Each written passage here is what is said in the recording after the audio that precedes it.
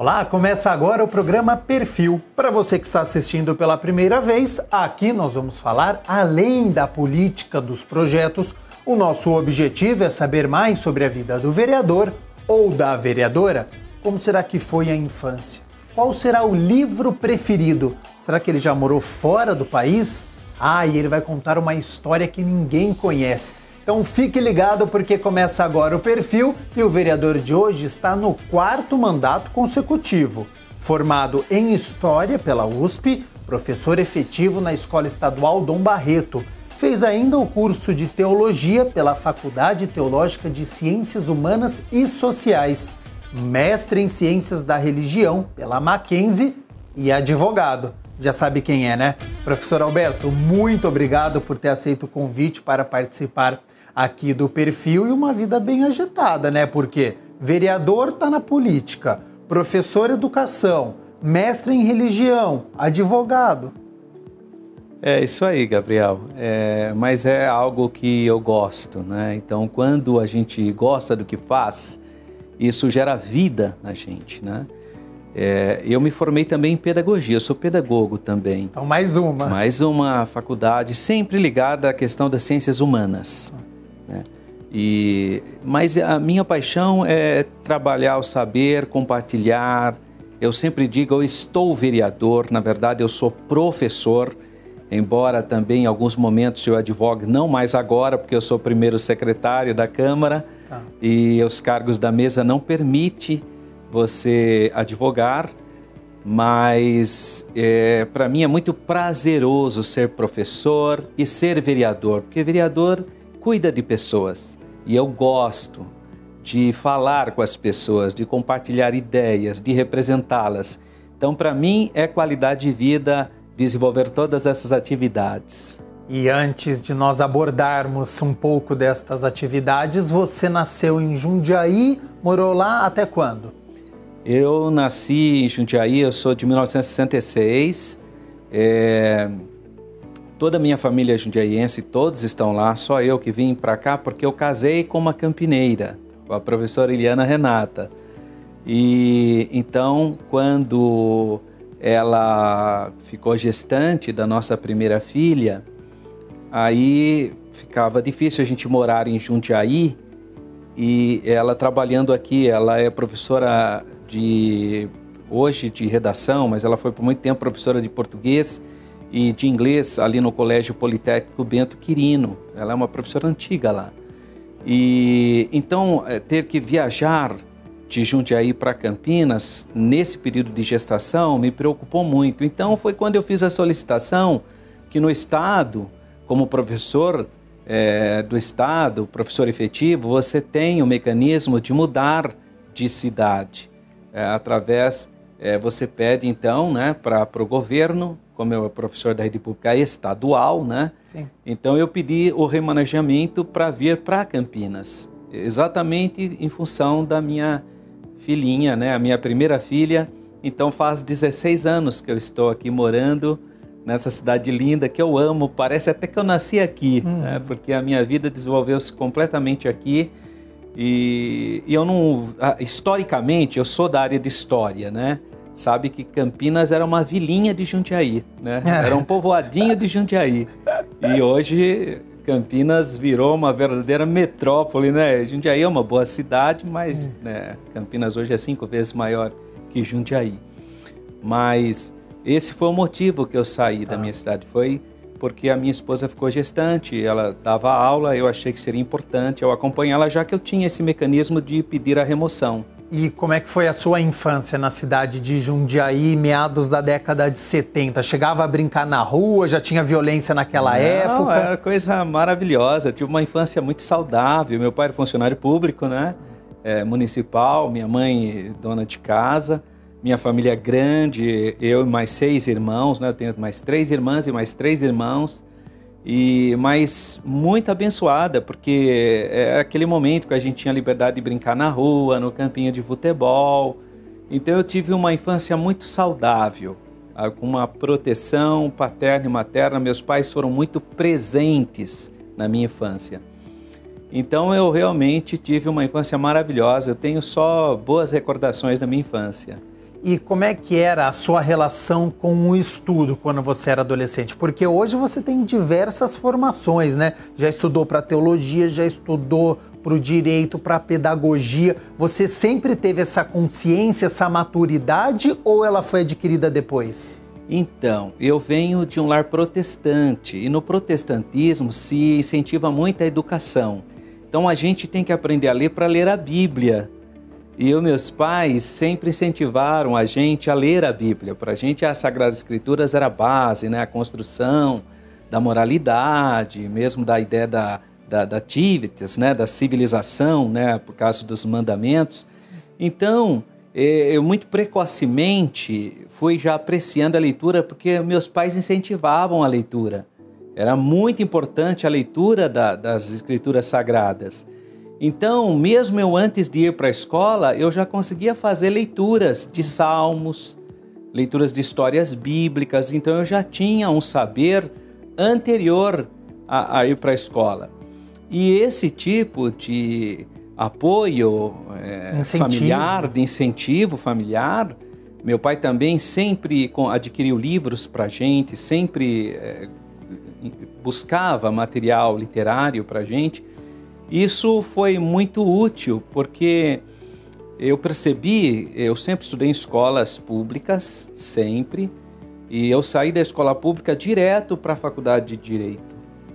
Mesmo aqueles vestibulares que eram bem difíceis na minha época, né? Era uma época muito difícil, e eu não tive dificuldade, porque realmente eu tive um apoio familiar muito presente. Tanto é que na minha casa, nós somos em 7 irmãos, 5 são professores. Ai, que legal. E é uma profissão importantíssima, né, para a nossa sociedade, pouco valorizada hoje em dia, mas de grande valor. Chegou a praticar algum esporte, alguma modalidade, ou ficava só na educação física mesmo? Só educação física mesmo. Gostava de, como toda criança, jogar futebol, brincar, andar de bicicleta. Tá. Correr, essas coisas básicas.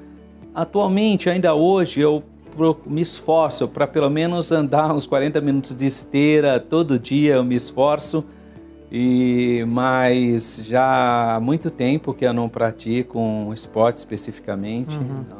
Qual que foi o seu primeiro emprego e você tinha quantos anos? Eu entrei no mercado de trabalho muito precocemente, porque naquela época podia. Eu comecei a trabalhar com 12 anos no escritório de contabilidade, que o meu irmão trabalhava nesse escritório, ele era contador, e eu queria trabalhar de todo jeito, né? Com 12 anos você queria? Eu com 12 anos queria trabalhar, e eu fui trabalhar primeiro como guardinha, né? Não era bem guardinha, mas...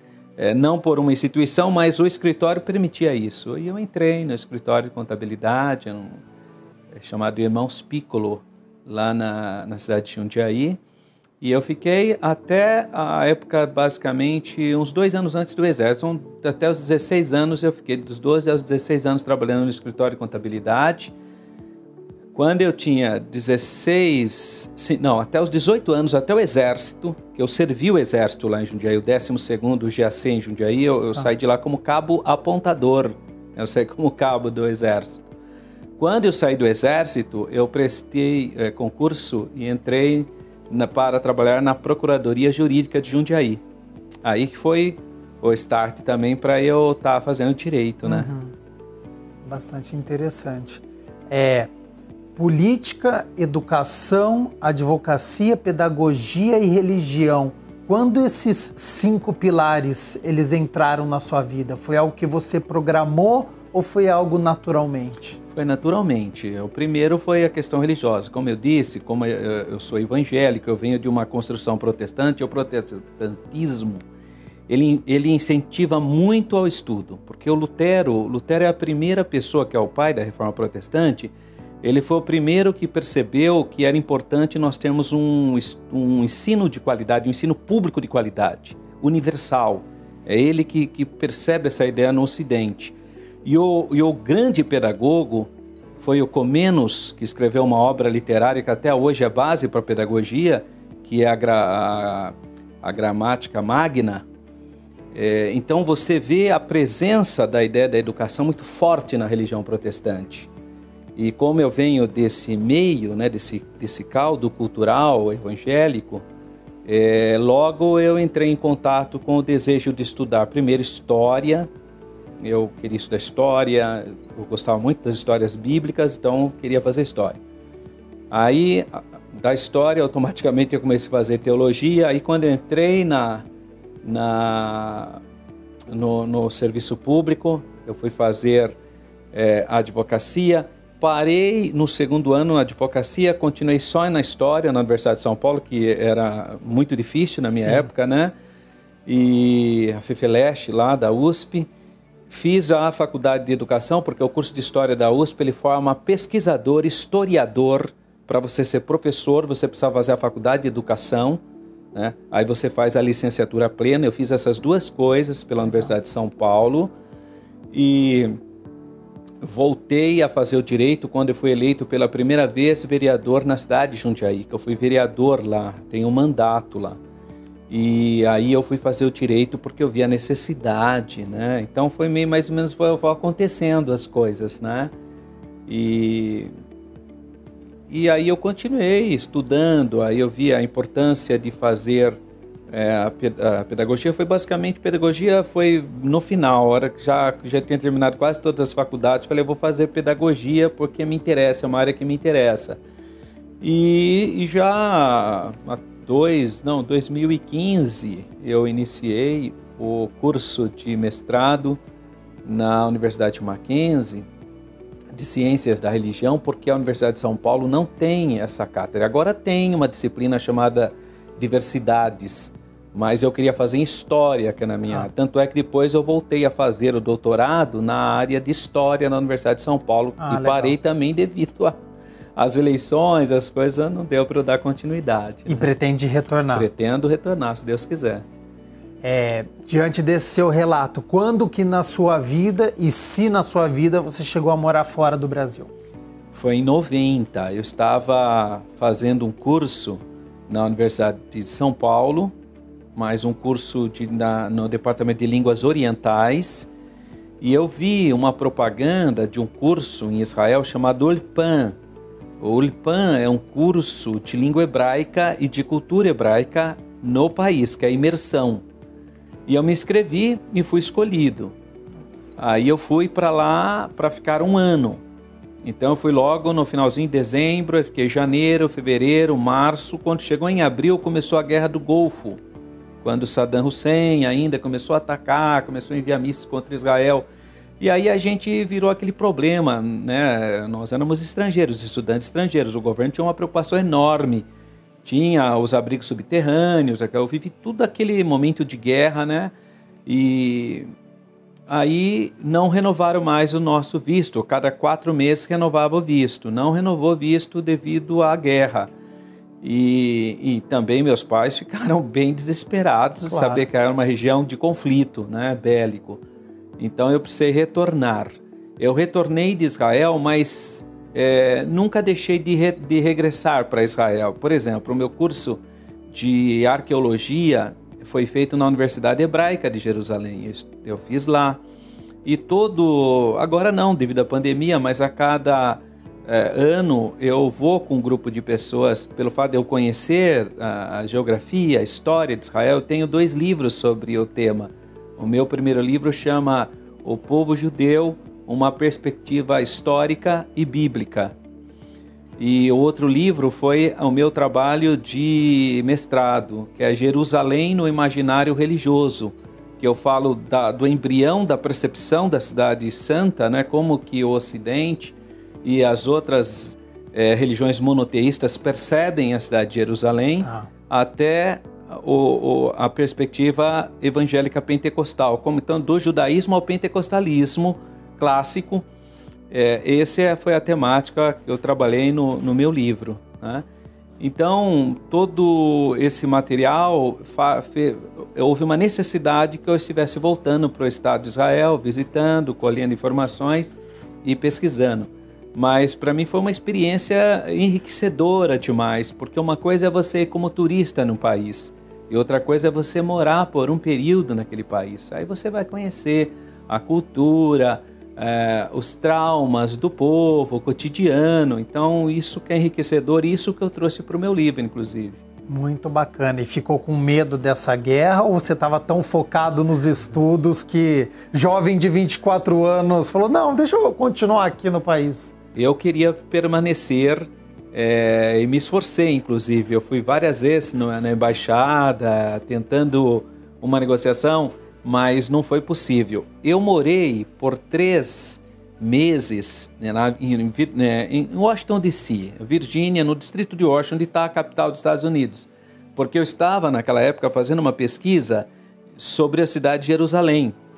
E eu estava usando a biblioteca do Congresso. Legal. E, incrivelmente, foi na época também do 11 de setembro. Olha só, e onde todas as portas se fecharam devido ao problema como estrangeiro. Então, parece que todas as vezes que eu vou para um outro país acontece alguma coisa, né? E aí precisa retornar. Quando que na sua vida entrou a política e você decidiu se filiar a um partido? Olha, foi bem precocemente, porque onde eu morava, na cidade de Jundiaí, eu tinha muito contato com políticos. Porque, primeiro, cidades menores, a gente parece que tem mesmo um contato maior com o prefeito, com os vereadores. E no bairro especificamente que eu morava, tinha um farmacêutico, né? Você vê que a história da farmácia é antiga, né? Muito querido, uma pessoa boníssima. E então a gente já tinha um contato político com ele, com o prefeito também. E uma vez o prefeito me convidou assim, ele falou, e eu dava aula para pessoas que iam prestar o vestibular e não tinham condições econômicas, né? Para pessoas excluídas socialmente, economicamente. E eu dava aula de história para esses segmentos nas escolas públicas de Jundiaí. Também dava aquele curso, telecurso, eu também lecionei isso lá. E o prefeito viu o meu trabalho e falou, por que você não sai candidato a vereador? Você dá aula para adultos, as pessoas te apreciam, te conhecem. Eu falei, olha, é uma coisa bacana. Aí eu me filiei no partido, na época era o PSDB, que era o partido da época. Mas você nunca tinha pensado nisso? Não, foi assim um estalo com o prefeito, que ele sentou ao meu lado num dia de conferências lá, né, da educação, e ele falou. Eu também nem sei se o prefeito falou com muita seriedade, né? Acho que ele comentou, fez um comentário, né? Por que você não sai candidato? Eu não sabia de nada, não tinha noção assim de como funcionava, né? E eu fui com a cara e com a coragem, né? Falei, tá bom, saí candidato. Naquela época não tinha nada de urna eletrônica, nada, e foi muito estranho, né? Aquele sistema. E eu não fui eleito, eu tive uma votação boa, mas não fui eleito. Mas foi bom, porque aí, como eu tive uma votação expressiva, eu passei a ser mais conhecido. Também eu tornei líder de jovens na minha comunidade, né? Aí isso já foi um apoio muito grande. E finalmente, no outro momento político, eu saí candidato e aí já fui eleito. E foi muito bom, assim, deu para fazer um trabalho muito bom. Eu gosto muito das pessoas lá em Jundiaí, muita gente boa, gente sensata que me ajudaram, professores, radialistas. Eu sempre tive um bom contato com a mídia, sabe? As pessoas sempre me deram muita oportunidade para falar, então eu sou muito agradecido aos jornais de Jundiaí, que sempre abriram espaço para a gente, e para todas as pessoas, né, que nos acolheram. É uma cidade conservadora, uma cidade mais provinciana, na época, né? Não agora, está tudo globalizado, né? Mas naquela época. Mas eu fui muito bem acolhido pela administração de um modo geral. Então, para mim, foi uma experiência que me motivou a continuar na política, né? Vereador, nós já estamos nos encaminhando para o fim do perfil, mas antes nós temos um quadro aqui no programa.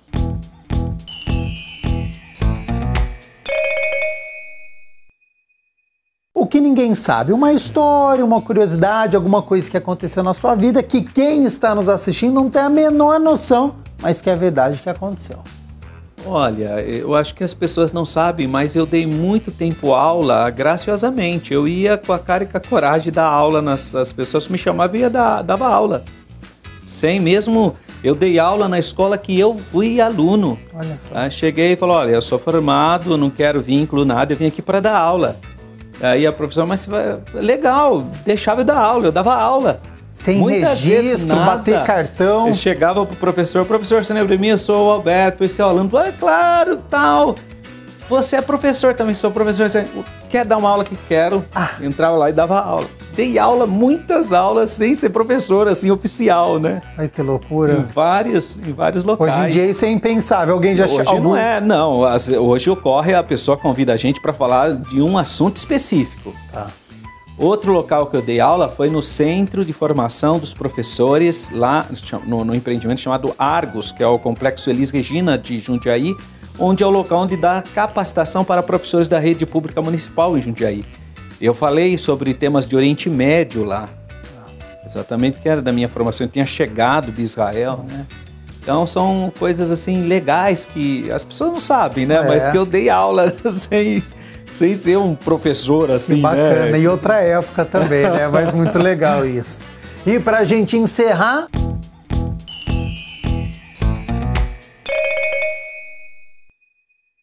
as preferências. Eu vou fazendo algumas perguntas aqui para você e você me diz o que você gosta mais. Seu livro preferido? Olha, meu livro preferido é a Bíblia, porque eu basicamente fui alfabetizado lendo as Sagradas Escrituras. Secularmente, um livro que me marcou muito, até para o meu desenvolvimento, dos meus trabalhos de pesquisador, foi o livro O Sagrado e o Profano, do Mircea Eliade. O Mircea Eliade é um romeno que basicamente criou a disciplina Ciências da Religião. Ele foi expulso, né, do mundo oriental, na época comunista, veio morar para os Estados Unidos e fez obras extraordinárias. Ele criou uma expressão que é a fenomenologia, que era uma coisa que até então não se falava muito, naquele momento que era muito materialista, né? Sim. O mundo era materialista, muito racionalista, e ele criou essa ideia da fenomenologia.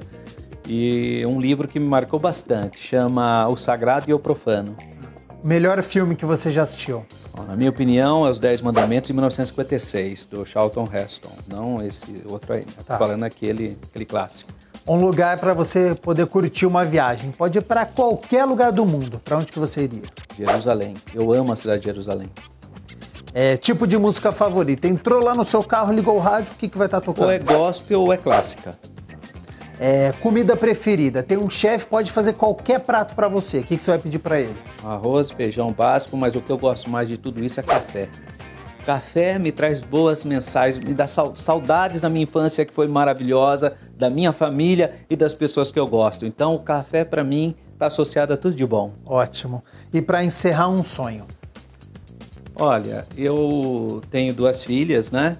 E o meu sonho é que nós tenhamos uma cidade melhor. Eu queria deixar um patrimônio para os meus filhos. Eu quero que as minhas filhas... Eu tenho 2 filhas. A Yasmin, que é o nome árabe, significa flor perfumada, e a Laila, que é o nome hebraico, significa noite, noite bela. E o meu maior patrimônio é que elas sejam cidadãs que amem a cidade e possa trazer alguma edificação para as pessoas. O meu sonho é que elas encontrem uma cidade melhor, e que eu pude fazer parte dessa construção conjunta, né? Professor Alberto, muito obrigado pela sua participação aqui no Perfil. Tenho certeza que quem está nos acompanhando gostou de conhecer esse outro lado, sobre as suas atividades, sobre as histórias que você contou aqui, sobre Israel, sobre o período nos Estados Unidos. E já fica o convite aqui para uma próxima oportunidade, porque eu tenho certeza que faltou histórias aí. A gente poderia conversar aqui durante muito tempo. Então, muito obrigado e até a próxima. Eu que agradeço, Gabriel. Participar do Perfil sempre é uma alegria. Então, sempre que eu puder, pode contar comigo. Muitíssimo obrigado. Nós aqui agradecemos a presença do professor Alberto aqui no Perfil. A você de casa, muito obrigado pela sua companhia e até a próxima. Tchau, tchau.